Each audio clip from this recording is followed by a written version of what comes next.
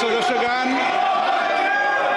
Budget के बाद राज्यपाल अभिभाषण में आपको पर्याप्त अवसर दूंगा।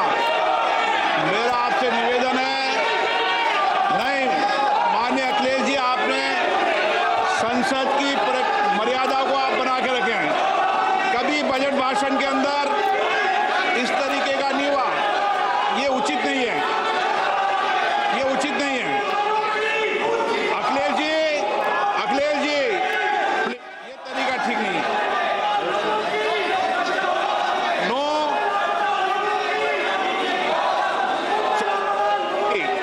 राज्यपाल अभिभाषण पर चर्चा होगी। नो तरीका।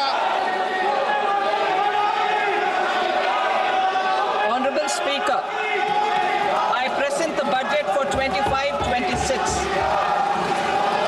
This budget continues our government's efforts to A. Accelerate growth, B.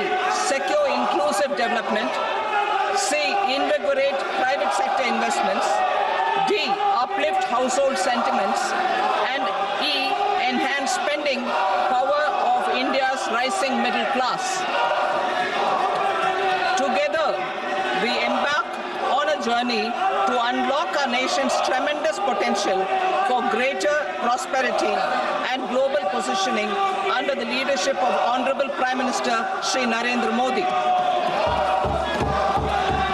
As we complete the first quarter of the 21st century, continuing geopolitical headwinds suggest lower global economic growth over the medium term.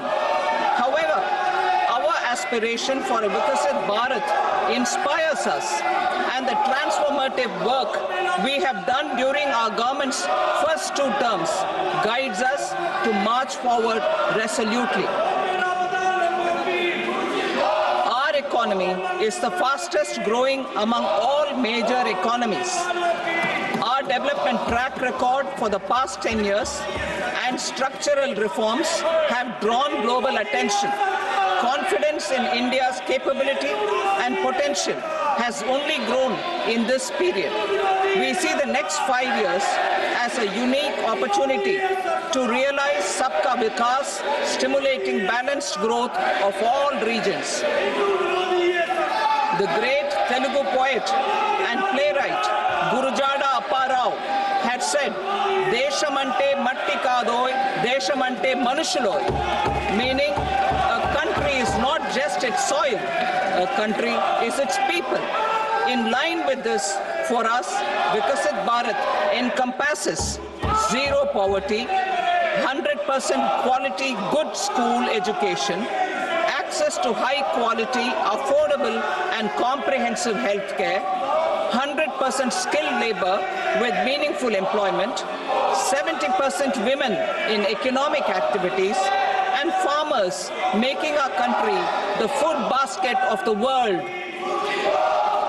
In this budget, the proposed development measures span 10 broad areas, focusing on Garib, youth, Annadata, and Nari, spurring agricultural growth and productivity, building rural prosperity and resilience, taking everyone together on an inclusive growth path, boosting manufacturing and furthering Make in India, supporting MSMEs, enabling employment-led development, investing in people, supporting MSMEs, enabling employment-led development, investing in people, economy, and innovation, securing energy supplies, promoting exports, and nurturing innovation.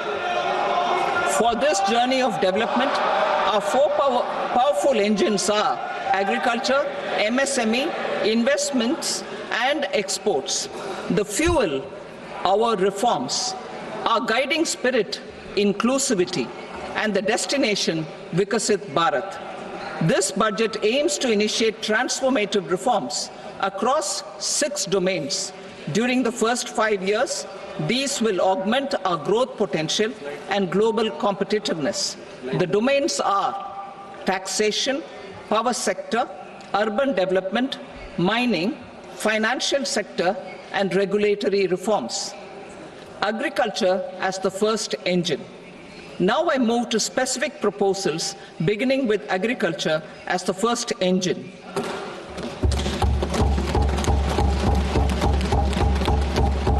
Prime Minister Dhan Dhanya Krishi Yojana, developing agri-districts program. Motivated by the success of the aspirational district program, our government will undertake a Prime Minister Dhan Dhanya Krishi Yojana in partnership with states. Through the convergence of existing schemes and specialized measures, the program will cover 100 districts with low productivity, moderate crop intensity, and below average credit parameters. It aims to 1.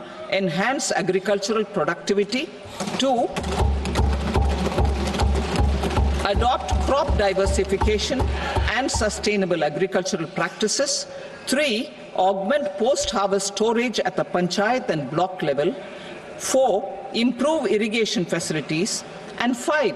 Facilitate availability of long-term and short-term credit. This program is likely to help 1.7 crore farmers.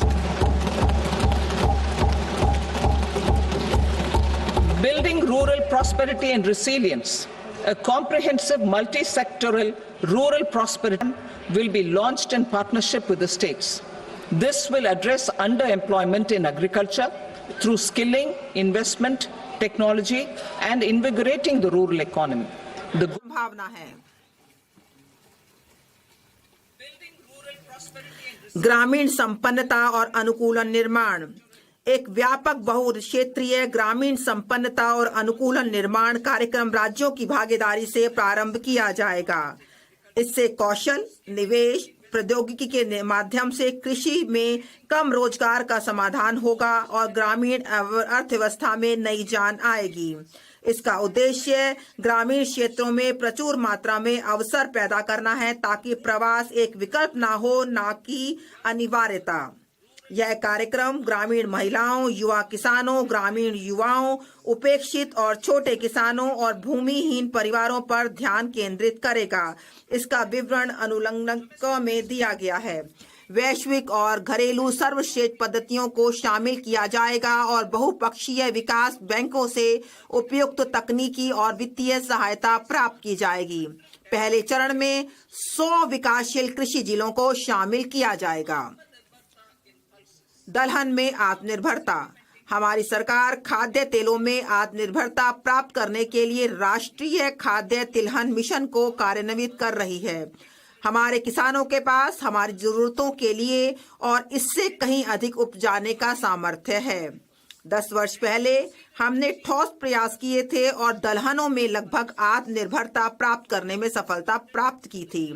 किसानों ने 50% तक फसल क्षेत्र को बढ़ाकर इसमें सहयोग दिया और सरकार ने खरीद और लाभकारी मूल्यों की व्यवस्था की थी।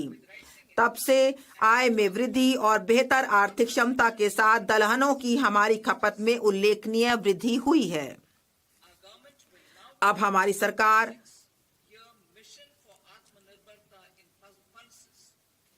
तूर, उड़द और मसूर पर विशेष ध्यान के साथ 6 वर्षीय दलहनों में आत्मनिर्भरता मिशन प्रारंभ करेगी।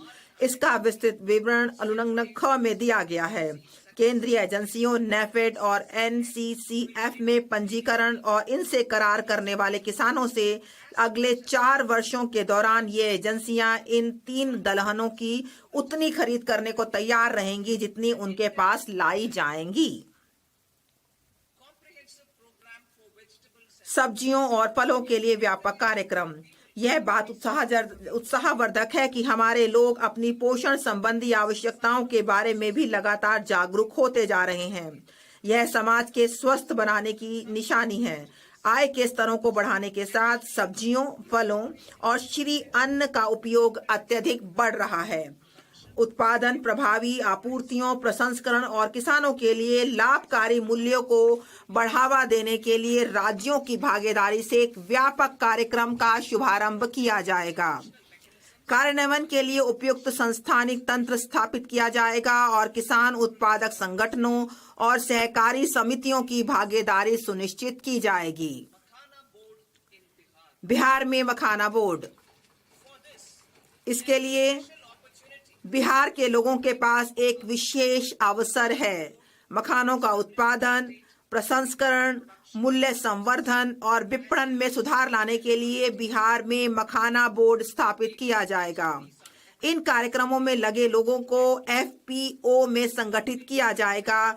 यह बोर्ड मखाना किसानों को पथ प्रदर्शन और प्रशिक्षण सहायता उपलब्ध कराएगा और यह सुनिश्चित करने के लिए भी कार्य करेगा कि उन्हें सभी संगत सरकारी योजनाओं के लाभ मिलें। राष्ट्रीय उच्च पैदावार बीज मिशन। राष्ट्रीय उच्च पैदावार बीज मिशन का कार्यान्वयन किया जाएगा, जिसका उद्देश्य 1. अनुसंधान परिवेश को बढ़ावा देना, 2. उच्च पैदावार, कीट प्रतिरोधी और जलवायु अनुकूलन के गुणों से संपन्न बीजों को लक्षित विकास और प्रचार करना, 3 जुलाई 2024 से जारी किए गए बीजों की 100 से अधिक किस्मों को वाणिज्यिक स्तर पर उपलब्ध कराना होगा। मत्स्य उद्योग। भारत मत्स्य उत्पादन और जलीय कृषि के क्षेत्र में विश्व भर में दूसरा सबसे बड़ा उत्पादक देश है। समुद्री खाद्य निर्यात का मूल्य 60,000 करोड़ है। समुद्री क्षेत्र की अनुप्रयुक्त संभावनाओं के द्वार खोलने के लिए हमारी सरकार अंडमान और निकोबार तथा लक्षद्वीप जैसे द्वीपों पर विशेष ध्यान देने के साथ भारतीय विशिष्ट आर्थिक क्षेत्र और गहरे समुद्र में सतत मछली पकड़ने को बढ़ावा देने के लिए अनुकूल फ्रेमवर्क लाएगी। कपास उत्पादकता मिशन। कपास उगाने वाले लाखों किसानों के लाभ के लिए कपास उत्पादकता मिशन की घोषणा करते हुए मुझे हार्दिक प्रसन्नता हो रही है। इस 5 वर्षीय मिशन से कपास कृषि की उत्पादकता